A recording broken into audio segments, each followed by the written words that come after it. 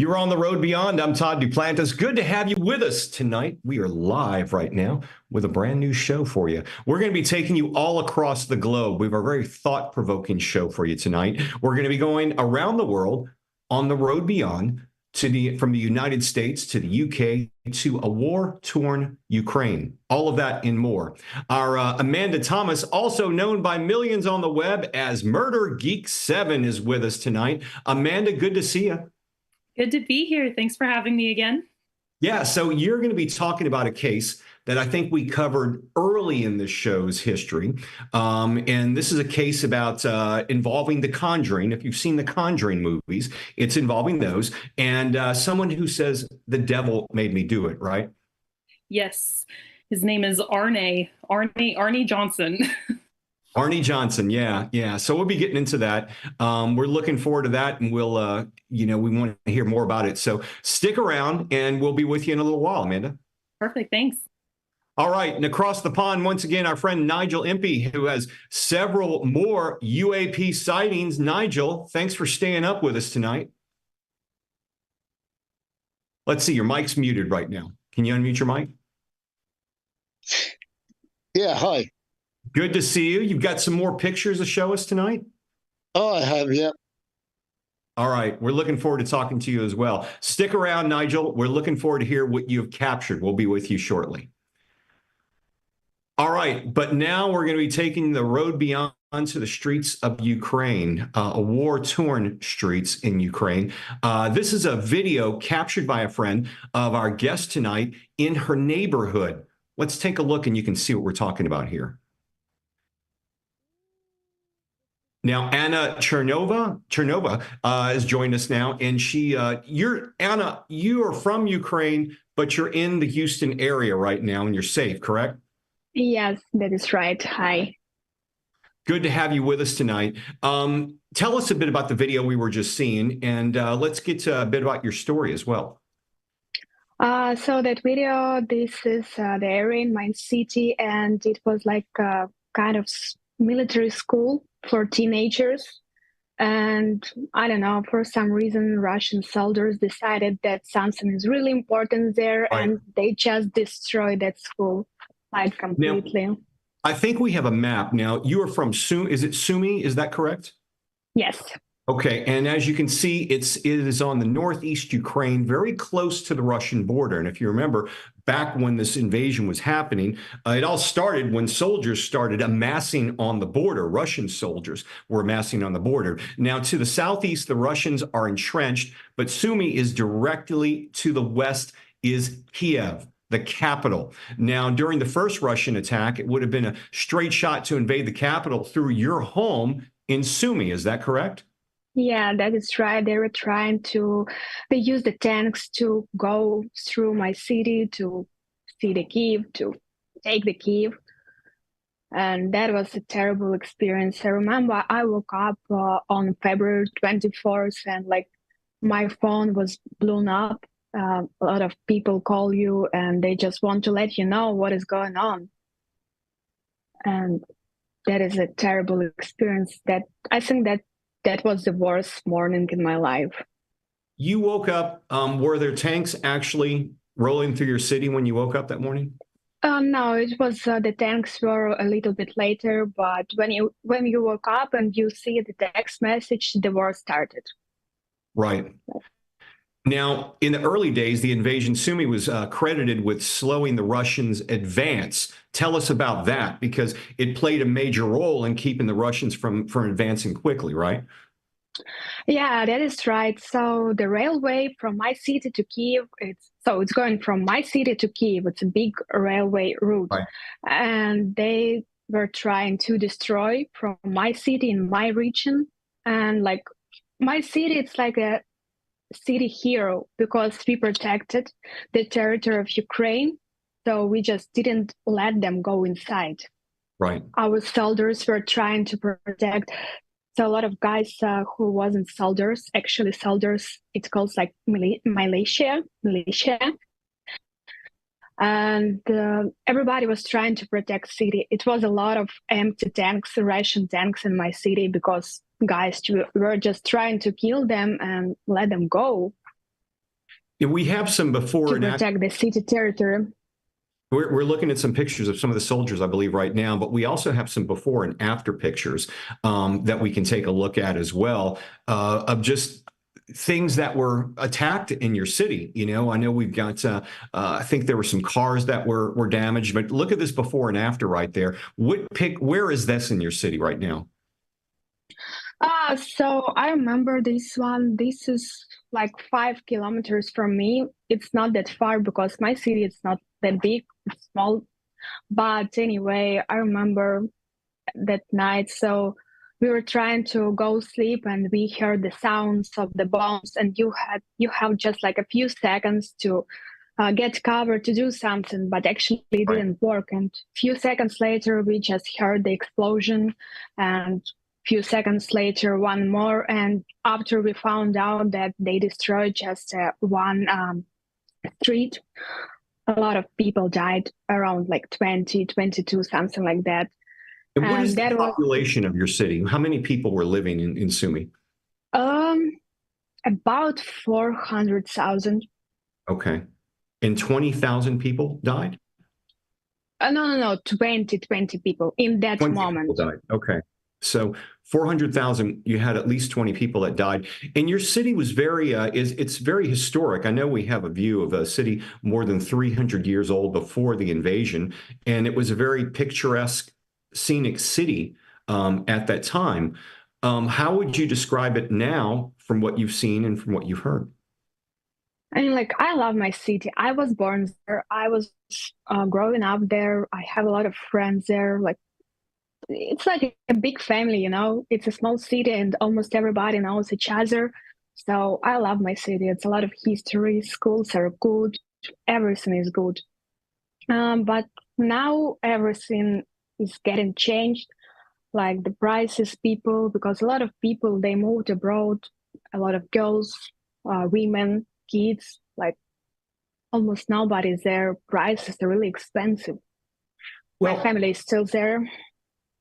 one thing I wanted to ask you, you know, Zelensky is going to be in the U.S. tomorrow, visiting with the Okay. president and with Congress. I would imagine talking about more funding. And you and I have talked about this before, but in your own personal opinion, I mean, the importance of this war, it's very close to you because they came through your city, it's your country. But what would you tell to Americans that, you know, right now there's a lot of controversy with wars that America is funding or trying to support? What would you tell Americans as to what's happened? You know, this has been going on since, February of last, of earlier this year.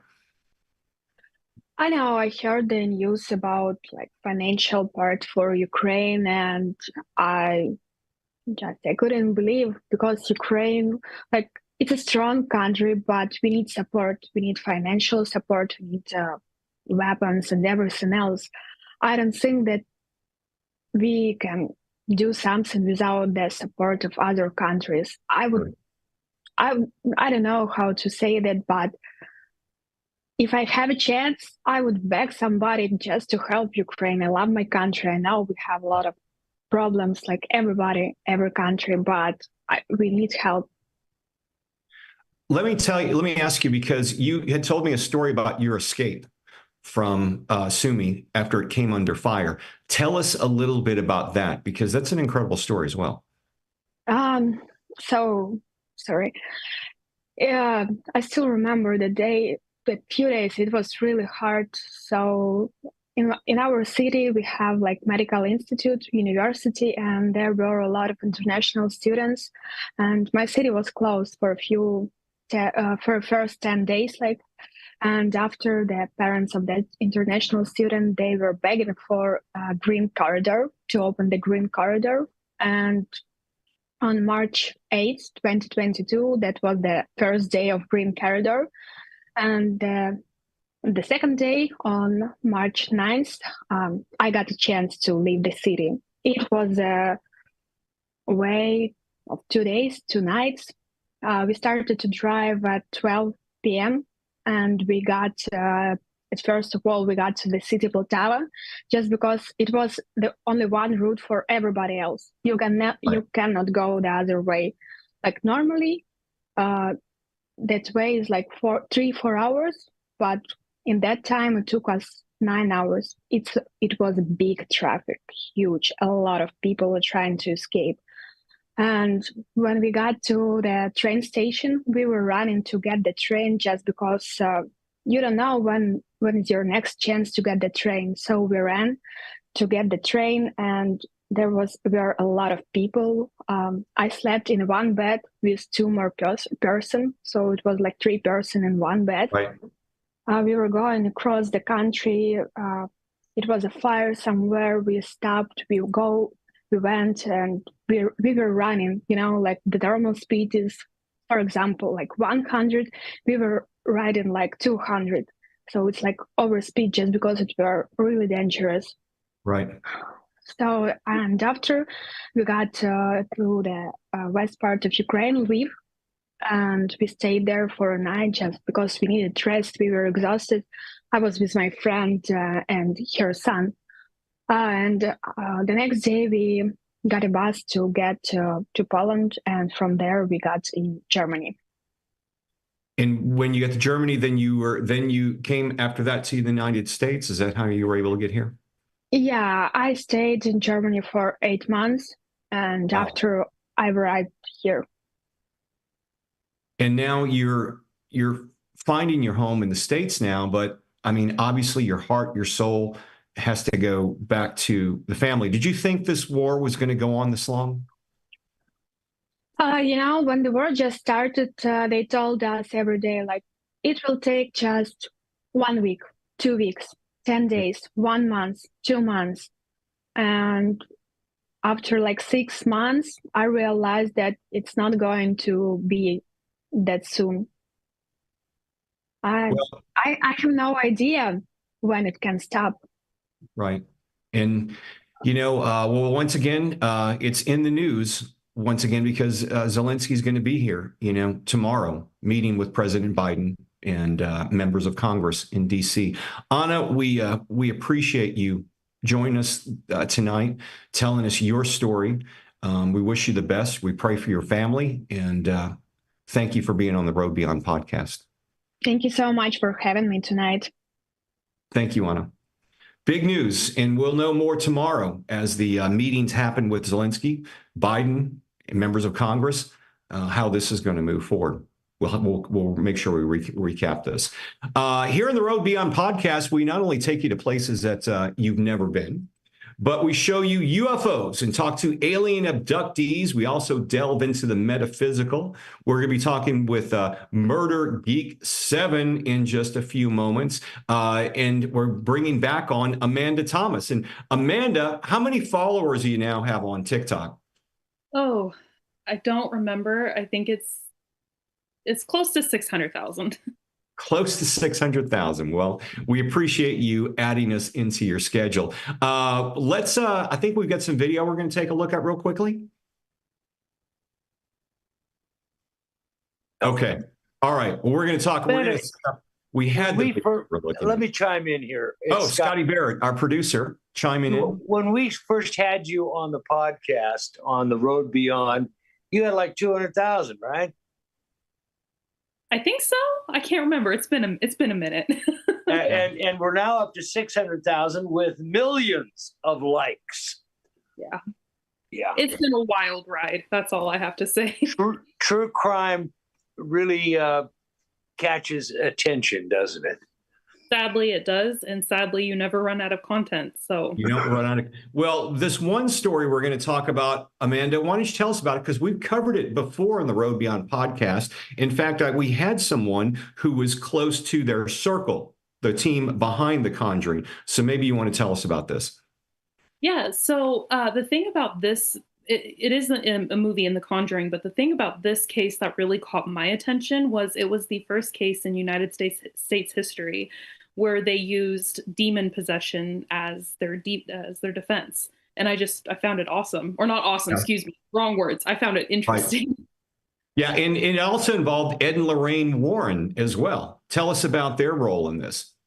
Yeah, so from what I can understand in researching these cases when it comes to Ed and Lorraine Warren is that the Catholic Church kind of a lot of bishops, they really put a lot of trust in them and their way of doing things. So they would often get roped in by the church to help in these kinds of cases. And the person who was convicted of this case of murder claimed that he was possessed, and that's the reason why he murdered someone, correct? Yes. So it's actually a really interesting story because it was his uh, future wife's little brother that was dealing with this possession. And he claims that those demons entered him, and that's why he murdered his friend. And we're talking about the defense for Arnie Johnson, and I do believe it was one of the Conjuring movies. I think it was in like part 3 or one of those movies involved with the Conjuring. I've seen them all. Didn't really like them. I got to say, not a big fan of the Conjuring movies. The Nun, yeah, saw that too. Annabelle, whatever, saw all that stuff. But it's all tied to this Ed and Lorraine Warren. And these two characters, how did they get involved with this whole thing? They were brought in as consultants through the Catholic Church, right? Yeah. So, like I said, they would, a lot of times, the Catholic Church, again, this is just from my research, there's no firsthand experience, but Right. the Catholic Church doesn't really want to be involved in exorcism. So, a lot of times they would call people like Ed and Lorraine to get their opinion on it. You know, it's amazing. I was born and raised Catholic, so I'll just leave it at that. I don't really participate and I've got nothing against Catholic Church, but there, it seemed to me to be real good about, wanting people to get involved and then saying, we're not really involved with exorcism, but we train priests to do that, So, okay. All right. I guess that's how they roll. I mean, it's interesting. I think if that's how you want to do things, Right. sure. So they brought Ed and Lorraine Warren in, who are portrayed in the Conjuring movies. You'll remember them. And they were able, but he was still convicted. He's convicted of murder, but his old excuse. So they came in and just validated his excuse, but it's not like they overturned the conviction. Well, actually, how it happened was that his defense team did try to use demon possession as their first defense, and the judge actually threw it out and said, "No, we're not doing this." So he would eventually end up being convicted of this, but it was a lesser charge of manslaughter, Right. and he was sentenced to 10 to 20 years, and then he actually only did 5 before he was released for good behavior. Your own personal opinion on this. What are your feelings? Do you think that somebody could be convicted of murder or accused of murder and they actually were possessed? How do you feel about that? So, my own personal belief, I do believe that demon possession can be real. I am very much a person of faith, and I do believe that demon possession is a real thing. But I do also believe that mental illnesses can often be disguised as demon possession, right? Right. So people of faith will often go, well, they're demon possessed, when in all actuality, they're just dealing with mental health issues. And, mental illness, we've had guests on this show and other shows that I've done have talked about it, especially it's been since the pandemic and over the past several years, the whole defund the police movement. There are a lot of proponents of not necessarily defunding the police, but bringing on mental health experts. Because one thing we've learned, I think, since the pandemic is that this country does have a systematic problem with dealing with mental illness. And how do we deal with those people? And that's something we've been looking at. It's in the forefront today. Yeah, no, when it comes to mental health, this is actually something I would really like to get more into and find ways to better our mental health systems here in America, just because it is so broken. And with this whole like defund the police, like when I was just following a case where this young man, he was working in a mental health field and he ended up having a mental health crisis himself, and he was shot and killed by the police that were called. And to me, I'm just like, why were they even called? They're not mental health professionals. We don't need them there. They're just going to escalate things.